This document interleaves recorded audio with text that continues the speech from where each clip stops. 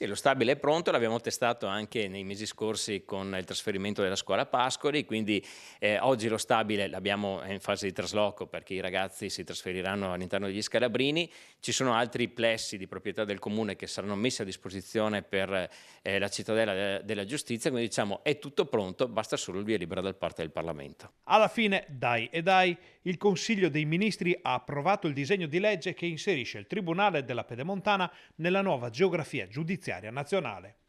Un risultato che arriva dopo un periodo piuttosto burrascoso, segnato sì dall'unione di intenti di un territorio di 500.000 di abitanti che copre 3 province, ma anche dalle polemiche. Come non ricordare le prese di posizione dei presidenti degli ordini degli avvocati di Padova, Treviso e Vicenza, oppure la raccolta di firme dei sindaci iberici per chiedere l'annullamento del progetto? Nicola Finco si toglie qualche sassolino dalla scarpa e invita tutti a una maggior coesione.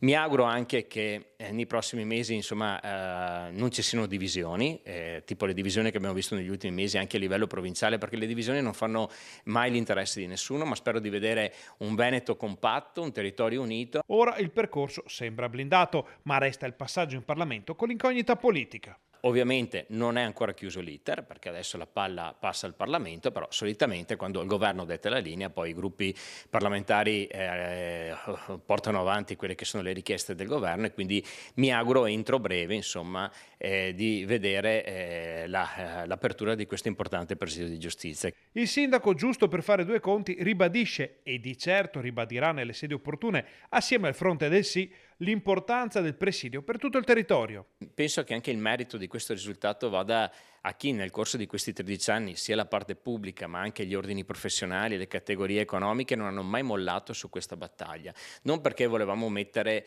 una bandierina su Bassano del Grappa e sull'area della Pedemontana, ma perché siamo consapevoli che oggi un presidio di giustizia su questo territorio vuol dire anche riuscire ad attirare nuovi capitali, nuovi investimenti. Rimane solo una domanda da fare. La data possibile della riapertura quale potrebbe essere, il sindaco? Ah, guardi, per scaramanzia non dico nulla, mi auguro di vedere quanto prima, almeno entro la fine, mi assicuro, cioè voglio che entro la fine di questa legislatura il Tribunale venga riaperto.